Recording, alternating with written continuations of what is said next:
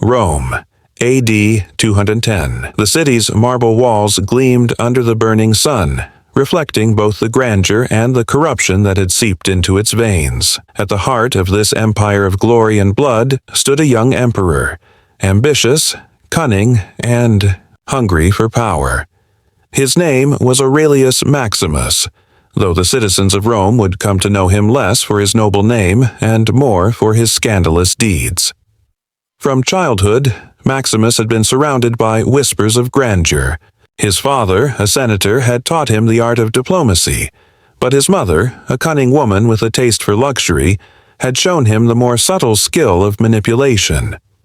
By the age of 15, Maximus had already begun learning the unspoken rule of Roman politics. To rise, one must be willing to sacrifice more than just rivals. One must be willing to sacrifice anything. The young emperor quickly understood that alliances were as crucial as swords. The Senate was powerful but indecisive, the Praetorian Guard loyal but mercenary, and the noble families forever scheming. Maximus observed them all like a predator sizing up prey. Yet, even in his earliest days on the throne, one lesson remained crystal clear. Power required gold, and gold required cunning deals, sometimes at the highest cost. It was during this period that he met Lucilla, a woman of extraordinary beauty and intelligence. She was the daughter of a wealthy patrician family, admired for her poise and feared for her sharp mind. Marrying Lucilla was not just an act of love, it was a strategic move, a blend of desire and political calculation. The union solidified Maximus's position in the upper echelons of Roman society. Yet beneath the luxurious veneer of palace life, tension brewed. Maximus's obsession with power was insatiable, and Lucilla, though intelligent and loyal, began to sense that her husband's ambitions might one day eclipse his humanity. Rome, however, was not content with passive rulers. The empire was under threat from rebellious provinces, corrupt senators, and ambitious generals who eyed the throne. Maximus knew that mere marriage alliances were insufficient. If he wished to remain untouchable, he would need to accumulate wealth beyond measure, and wealth often required decisions that shattered morality. One evening, as the amber light of dusk poured through the grand windows of the imperial palace, Maximus stood in his private chamber, contemplating his next move. His advisors whispered cautiously about potential alliances, bribery, and subtle coercion. But Maximus had a darker, bolder vision.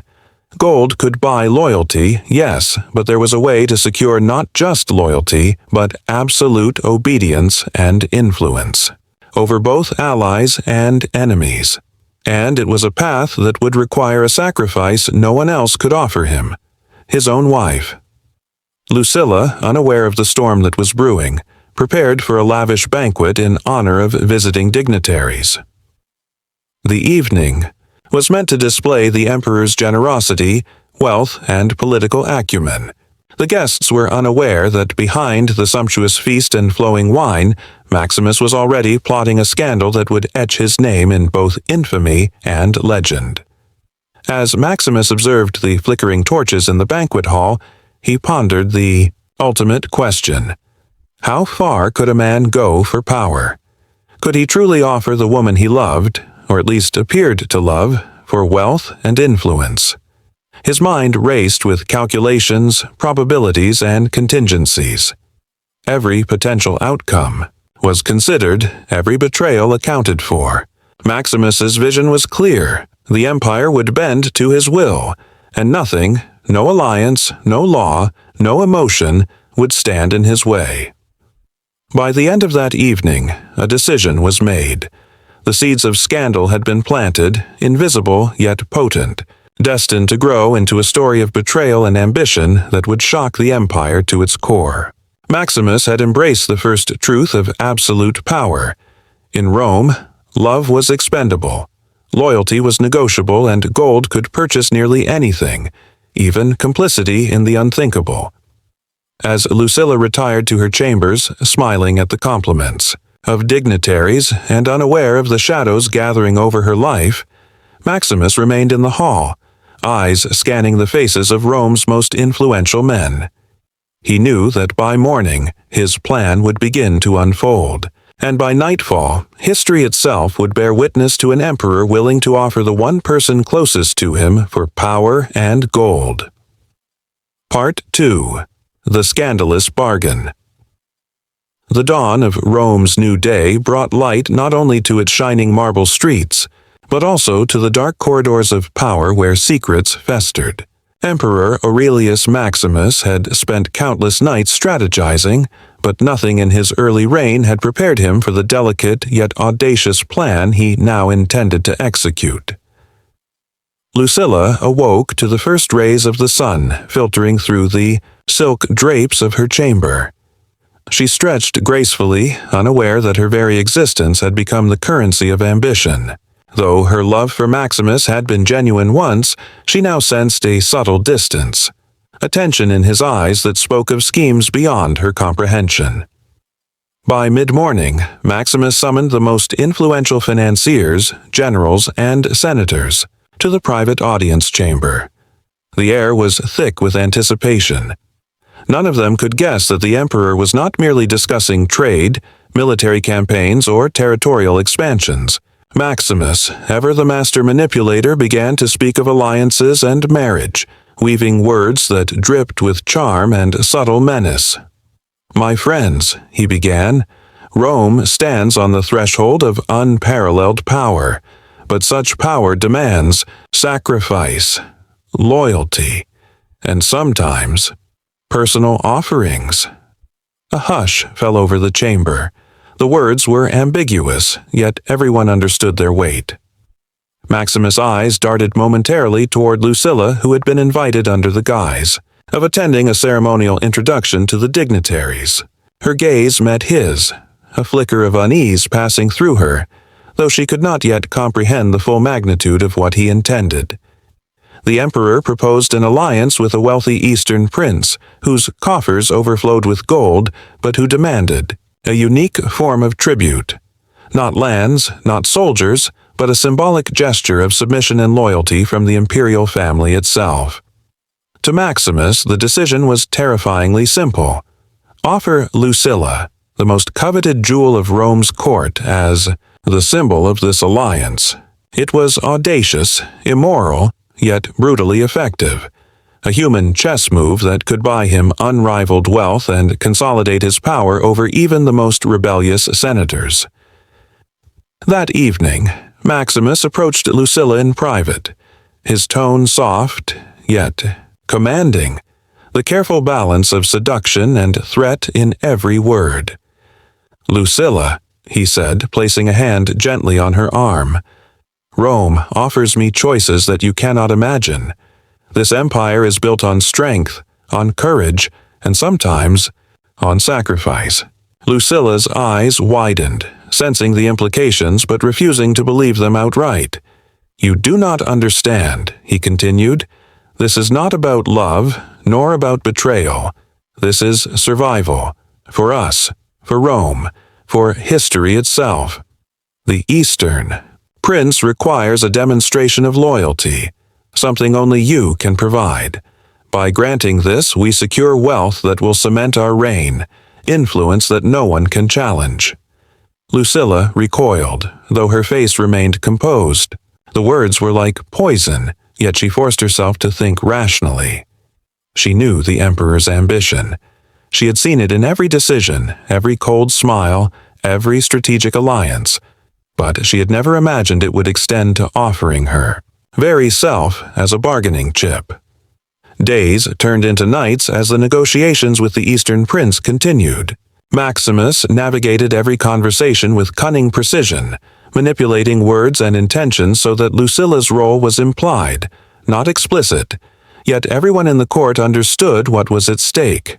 Rumors swirled among courtiers, some whispering warnings, others plotting to exploit the scandal for their gain. In private, Lucilla wrestled with fear, anger, and a burgeoning sense of betrayal. She realized that power in Rome was not merely a game of strategy, it was a game of moral surrender. Maximus, despite his love for her, or perhaps because of it, had made a choice that forced her to confront the horrifying truth. In Rome, even, love could be commodified, and a woman's value could be measured in gold. Yet Lucilla was not powerless. She began to plan, silently observing the emperor's allies, noting their weaknesses and their greed. Though she appeared submissive in the grand halls of the palace, her mind raced with strategies, with contingencies that might protect her, even if she could not escape the emperor's designs entirely. Meanwhile, the Eastern prince arrived in Rome, a man of considerable influence and opulence. The initial meetings were lavish, the feasts extravagant, the pageantry designed to impress both the city and the foreign dignitary. Every gesture, every smile, every carefully chosen word served to mask the darker purpose lurking beneath the spectacle. Maximus executed his plan with precision. He arranged for private meetings, symbolic gestures, and public appearances that left the prince convinced of the emperor's loyalty. And yet, every step weighed heavily on Lucilla. The burden of being both an instrument and a witness to her husband's ambition pressed upon her with an almost physical weight. By the end of the week, the deal was nearly finalized. Rome had secured immense wealth, and Maximus' influence over the Senate and the Eastern territories was stronger than ever. But the cost was already evident. Lucilla's trust had been broken. The palace simmered with whispers, and the moral decay that Maximus had chosen to embrace began to ripple outward, threatening to consume the very stability he had fought to achieve. Part 3. The fall into chaos. Rome, once a city of marble and order, began to tremble under the weight of whispers, secrets, and unspoken fears. The streets that had celebrated Aurelius Maximus' brilliance now murmured about his audacity, his cunning, and, most of all, the scandalous bargain he had struck. The emperor's ascent had been meteoric, fueled by ambition and gold, but every rise, as Rome had taught, carried the seeds of collapse. The Eastern prince, pleased with his symbolic tribute, had returned with promises of continued wealth, but his eyes gleamed with subtle calculation. Rome had given him a display of loyalty, yet he sensed the vulnerability beneath the emperor's calculated confidence.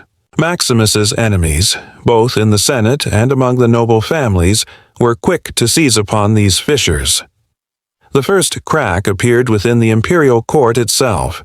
Senators who had once pledged loyalty now whispered in corridors and shadowed alcoves, questioning Maximus' judgment. Had he truly betrayed his own house for gold? Was he now a man willing to sacrifice family and morality alike? The rumor mills churned relentlessly, painting vivid pictures of treachery and hubris. Maximus, ever vigilant, attempted to maintain the facade of control. Publicly, he was the consummate emperor, gracious, decisive, and strategic. Privately, however, tension gnawed at the edges of his empire. Lucilla, her dignity intact but her spirit fractured, began maneuvering subtly. She whispered to loyal courtiers, sowing seeds of doubt, and reminded Rome that even in the face of betrayal, influence could be wielded as deftly as any weapon. Then came the uprising. A faction of senators, jealous and fearful, allied with generals, who coveted the throne. Together they orchestrated a subtle coup, not through open battle but through manipulation, financial sabotage, and public scandal. Maximus, who had conquered hearts and amassed wealth, found himself ensnared by the very networks he had exploited. Every alliance he had forged teetered on the brink of disloyalty, and the gold he had accumulated could not buy loyalty from those who now questioned his honor. The Praetorian Guard, once loyal for coin and influence, began to shift allegiances. A well-placed bribe here, a whispered threat there, and suddenly the emperor's protective shield wavered. Rome's streets, once orderly, echoed with murmurs of revolt. Maximus, realizing the depth of the danger, attempted desperate measures. Secret councils, sudden displays of generosity, and even threats against suspected traitors. Yet the wheels of chaos, once set in motion, were difficult to arrest. Lucilla, observing from the shadows, saw the unraveling with a mixture of sorrow and vindication. Her husband's ambition, which had once dazzled her, now revealed the true cost: mistrust, rebellion, and an empire teetering on the edge. Yet she remained, poised, knowing that in Rome survival required cunning as much as strength. She began to negotiate behind closed doors, forming covert alliances that might protect her and influence the course of events, even as Maximus' public image crumbled. The climax of this chaos came during a grand assembly in the Senate. Maximus, desperate to assert authority, addressed the body with rhetoric designed to intimidate and inspire. But murmurs of betrayal and scandal drowned his words. The senators, sensing weakness, openly challenged his decisions. Guards hesitated, unsure of whom to protect. And outside, the citizens of Rome, sensing the instability, whispered tales of treachery and manipulation that would soon sweep through the city like wildfire. By nightfall, the emperor faced an uncomfortable reality. His gold could not shield him from suspicion. His power could not secure loyalty from those whose ambitions now rivaled his own, and the very people he had manipulated to rise to the throne now plotted his undoing. Every decision, every sacrifice, including the most personal one, had set in motion a chain of events that threatened to engulf him entirely. Rome itself seemed to pulse with anticipation, waiting for the final act in this tragic play of ambition. The alliances forged with wealth and betrayal were fraying, enemies were emboldened, and Maximus' once impenetrable position appeared increasingly fragile. Lucilla, having mastered the art of subtle influence, prepared to act in ways that would either save her or hasten the emperor's downfall. The empire, it seemed, was ready to decide whether Aurelius Maximus would remain a figure of awe and terror, or become a cautionary tale whispered in the corridors of power for generations to come. Part 4. The Legacy and Tragic End. The once mighty Empire of Rome now held its breath. Aurelius Maximus, whose ambition had reached heights unmatched, stood at the precipice of ruin. His enemies, once cautious, now moved openly, exploiting the fractures his own greed and cunning had created. Gold and power, he had learned too late, could not protect him from betrayal, nor could they shield him from the consequences of sacrificing the one person closest to him. Lucilla, the woman whose life had been treated as a commodity, now emerged as the silent arbiter of fate. She had survived the emperor's manipulations, navigating a web of danger with intelligence and subtlety. Though outwardly compliant, her influence in secret had swayed generals, senators, and even the Praetorian Guard. The very alliances Maximus thought secure now tilted under her quiet control. The final confrontation occurred during a stormy night in the palace. Thunder rattled the marble halls as Maximus, desperate to assert authority, called a council of his remaining loyalists. But the room, once filled with obsequious whispers of loyalty, echoed with tension and veiled threats.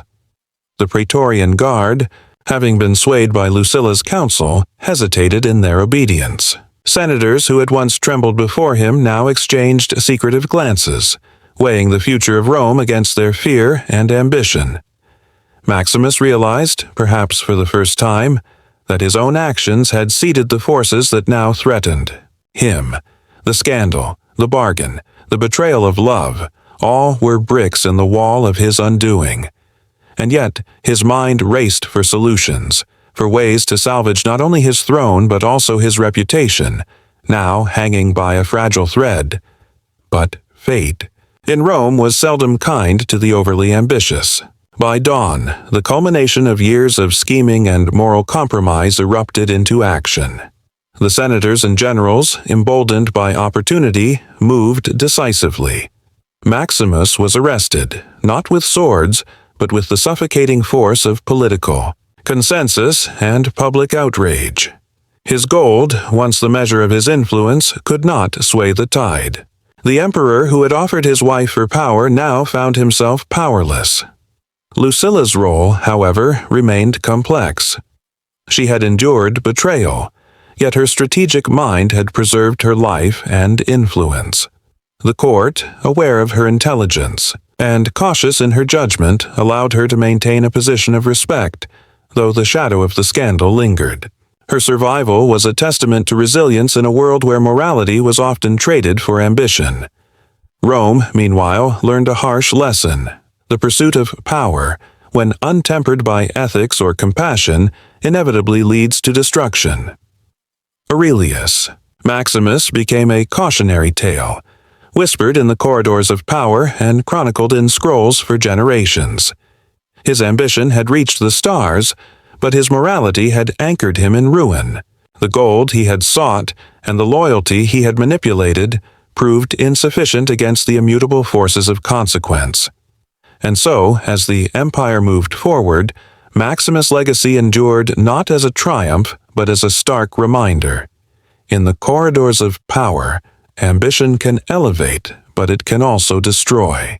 Love, once commodified, leaves scars not just on the heart, but on the annals of history. Lucilla, survivor and strategist, became a silent emblem of cunning and resilience, a reminder that even in a world dominated by men and gold, intelligence and moral judgment could shape destiny. Rome would continue to thrive, wars would rage, and emperors would rise and fall. Yet, the tale of the emperor who offered his wife for power and gold remained etched in memory, a timeless lesson that the cost of ambition is often measured not in coin, but in the lives and hearts of those we claim to love.